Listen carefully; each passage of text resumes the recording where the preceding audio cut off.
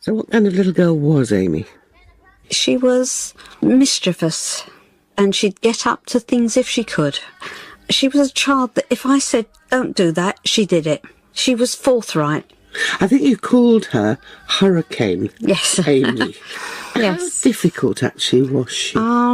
It was in so much as I did not have the authority within to say don't, because she knew she could get away with it. I was a very sweet mum, so she just got on with it.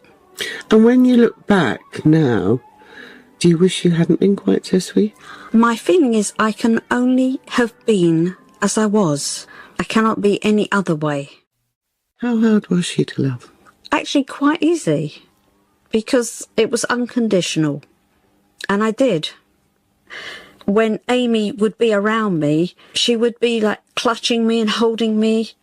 How could that not be easy to love? What are your own personal fondest memories of Amy?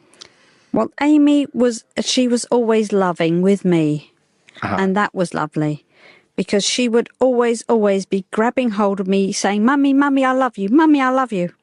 And then she would hide behind me. Even in her adult life? Oh, yes. She was 9 when you and her father, Mitch, separated. Yes. What impact did that have on her? She always kept everything in place. Everything's okay. I didn't know, is the truth. So, very silent. So she never talked about it? No, because she didn't want to upset me.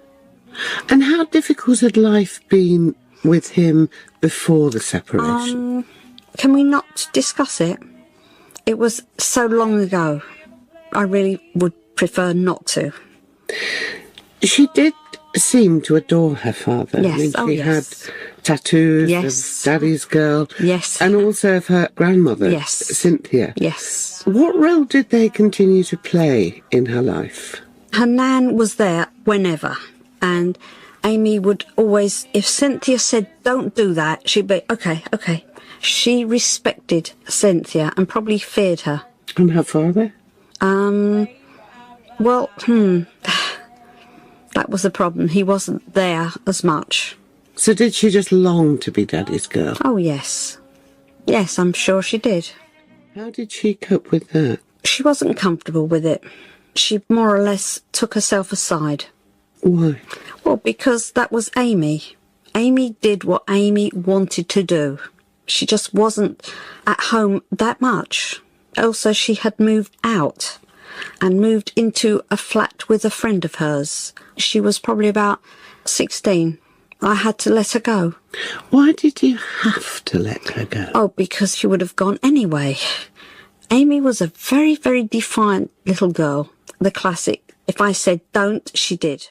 How did you cope with her relationship with Blake, who I think she always used to refer to as her man? Yes, I think that's another area that I shall leave alone. Why? Because I'm a realist. It was happening. There was nothing I could do about it. So I just put up with it because I had no other choice. How did the drinking and drugs begin?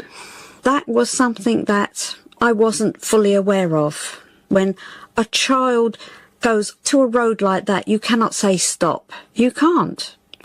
But how could a mother, a pharmacist, not be aware that her child was drinking? She must have smelled of alcohol. Yes.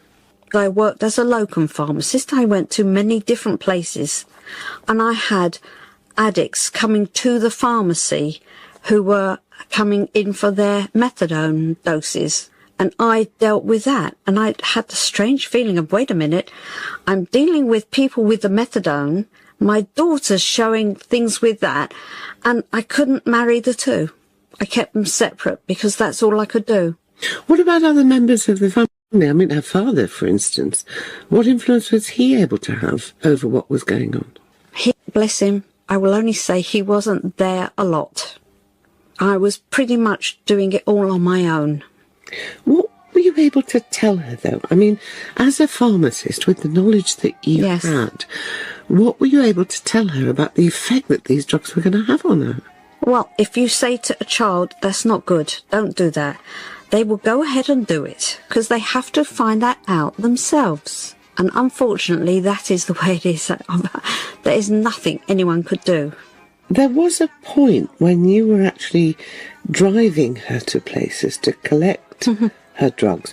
Why did you continue to do that, even after you realised what she was doing?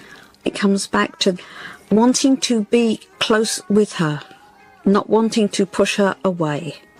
And that's the unfortunate part about parenthood. I knew I was powerless. Unfortunately, alcohol is another beast. Studying medicine pretty much, I understood completely what addiction is about. Addiction controls the brain. It's an illness. I think she saw her doctor the day before she died. Yes. What had the doctor told her? The doctor said, "Do you want to die?" Amy said no. It sounded like the doctor was trying to shock her. So that is not what Amy was planning. So why do you believe the drink? Because it really is a poison. It's a beast. And it was alcohol poisoning that actually got her. She'd managed to stop for maybe 4 or 5 weeks and then went back. And that really truly is the nature of addiction. Many addicts are able to say, "Oh, no, I'll stop now." But it's within. It really is a very much bigger creature. But was she aware? I mean, during those periods when she was at the height of her fame, Yes. the wonderful records were coming out, and then she would go on a tour, Yes. and she would get so drunk she couldn't stand up on stage. No. How conscious was she of what was going on? She hated it. I know that. She would always apologise to me when she'd be drinking. "Oh, I'm sorry, Mummy. I'm sorry, Mummy." In the early days, she'd light a cigarette and say, "Oh, I'm sorry, Mummy. I'm sorry, Mummy." She swore in front of me. "Oh, Mummy, I'm sorry, I'm sorry."